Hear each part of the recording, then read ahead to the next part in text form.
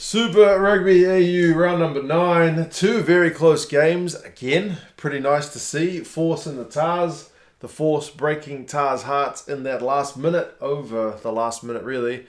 And the Rebels not able to win a pretty important one against the Brumbies, but they still are in with a chance with 1 week of regular play to go. We'll go over the game, some of the stats, how the standings lie at the end of all this.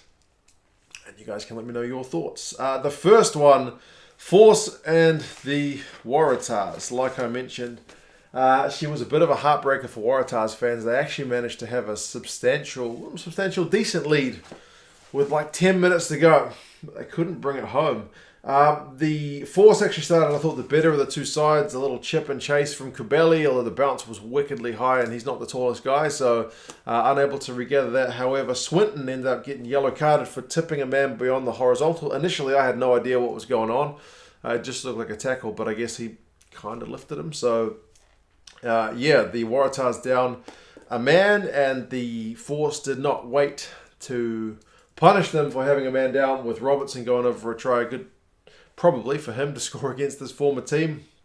I thought a good pass from Kubeli as well, because the ball had kind of spilled out on the deck and he quickly just flicked it up to Robertson, who powered over. So 7-0, 7 points during the yellow card, and then a penalty not long later. So the Force are out to a 10-0 lead, and it's 10 points scored during the yellow card, which is pretty optimal stuff.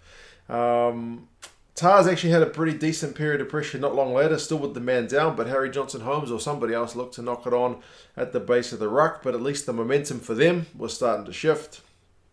And it continued because Harrison gets the first, gets the first try for the Tars. I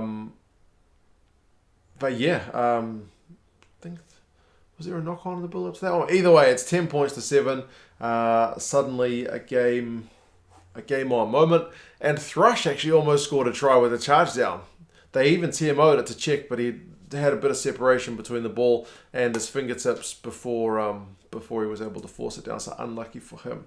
Not unlucky was Kaitu'u from a big Medrano carry, and it was a weird one where Medrano didn't seem to pass him the ball as much as Kaitu'u ripped it out, because Medrano was powering it up, and Kaitu'u just kind of sees there's a bit of space and just peels off. That's how the commentators put it anyway. But he ripped the ball out and just put the hammer down.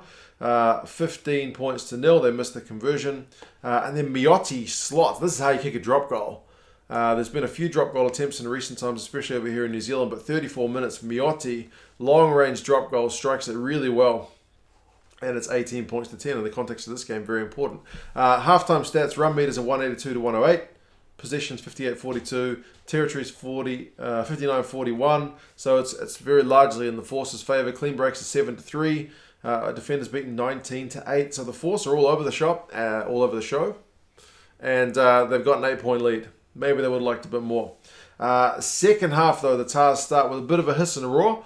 Maddox gets the try on 43 minutes. Some really good hands in the build-up. It was that young man Donaldson. I forgot to mention his bloody conversion for the Harris try. That was bizarre. He just was trying to put the ball on the tee. Maybe they gave him the wrong kicking tee, and he just threw it away and just drop kicked the bloody thing over. And it wasn't an easy kick by any means, but man, he must have played some sevens, because he did that really, really coolly. Donaldson, as I mentioned, the offload was for the Maddox try. Good hands from him and others in the build-up. So 18-17, totally game on. And then Newsom puts the Tars in front with a try. Good cutout pass from Maddox, and just generally good hands as well. A little step in from Newsom to take advantage of the defender having to overcommit, and 24 points to 18. The Tars are in front. Miotti kicks a penalty to make it 24-21. And I should admit, actually, during the Newsom try, there's a Force player on the ground, so they kind of were a player down. But good for the Tars to capitalise on it, I guess. On the hour mark, the Force go like 16 phases and they offload it into touch, and I'm starting to get worried for them, thinking maybe things aren't just going to click. But they had to sustain a bit of defensive period of pressure, the Force, when the Tars went like 9 phases before knocking it on. So neither side was quite able to execute. Difference being Tars had advantage with their one, and they managed to kick a penalty to make it 27-21, and then another one on 69 minutes to make it 30 points to 21. So 30 points to 21 with 10 minutes to go. The Tars, away from home, are looking like their first win of the season. But obviously it doesn't end that way. Oliver Fella ends up getting his first Super Rugby try. I think they went a bunch of phases after a maul. And a big conversion from Miotti to make it 30 points to 28. And Domingo Miotti had another long penalty shot on 76 minutes. Not as good as his drop goal at 10. The penalty shot was pretty horrendous. It was short. But well into the red zone on the clock. The Force, man, showing some proper commitment. Go 22 phases. Win a penalty, and Miotti surely slots it to, as I say, break the hearts of the Tars to keep themselves alive in the competition and make it a 1-point win. Izzy Parise, to be fair for the Tars, had a really good game. 8 defenders beaten, 32 run meters, 4 offloads. Dude was everywhere. Really good shift. Stunder for the Force had 17 out of 18 tackles. So yeah, some proper shifts on both sides. The Force have got the Reds next week. And they either need to win that, because they're in third, or hope the Waratahs do them a favour. Anyway, the next game is the Brumbies and the Rebels. Going to say the Rebels. A bit of a disappointing one for the Rebels because they were facing a much changed Brumbies side. And at home, failed to win when the Force managed to get their win. So the Rebels have dropped down to 4th with this result. Afternoon game, Sunday afternoon. Maybe you would like to see a better crowd on a Sunday afternoon, but I know if it's Melbourne, there's probably sports on all around the shop to be fair. 8 minutes is the first try. Hansen with a bunch of phases, like 11 phases, and he's like 1 meter out. He powers over. You know what he's going to do. You can't stop him. It's 7-0. But then the penalty count for the Rebels gets absolutely horrendous. They're just getting pinged and pinged and pinged. The Brumbies get a maul try. It's a 5 meter line out. Fainga goes over. The TMO had a look. And they TMO that one to say, no, he's knocked it on, or at least he's lost it forward before he's got it to ground. But it gets worse for the Rebels, even if they survive that early scare. Marika Korobedi gets a yellow card, too many penalties.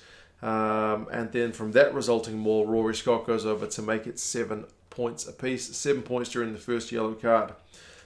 Second yellow card comes after the first yellow card's over. So the Rebels keep the first yellow card to 7 points. They get a warning for too many penalties, and then Hosea gets penalised.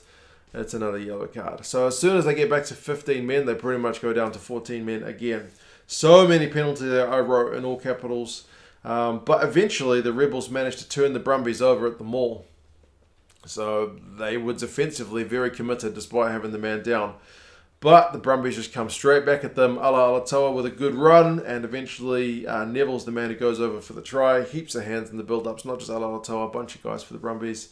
So it's another try during a yellow card, and then Tom Wright, right as the yellow card's about to expire, the Rebels have a bit of a ball, bobbles out, Tom Wright pounces on it, and he runs half the field to score a try to make it 19 points to 7. They missed the conversion. So that's 12 points during the second yellow card, 7 points during the first yellow card. That's 19 points they've had with the extra man, the Brumbies. You can't be giving them that kind of advantage. Half-time, 58% possession, 62% territory for the Brumbies. They're all over the place. 268 run meters to 95. Penalties conceded is 9-2, so horrendously lopsided. Both sides tackling is actually pretty decent.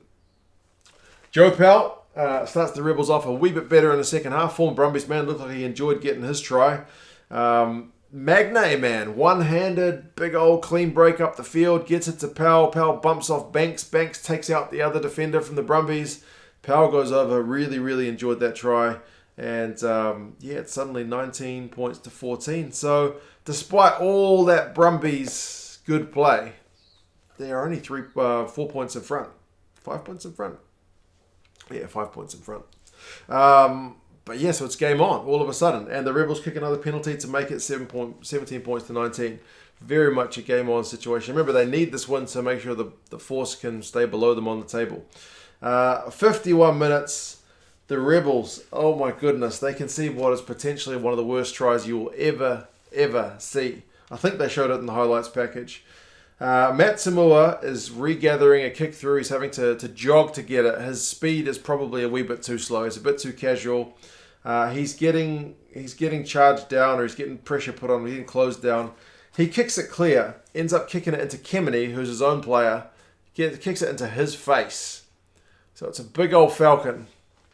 And then the Brumbies regather the ball.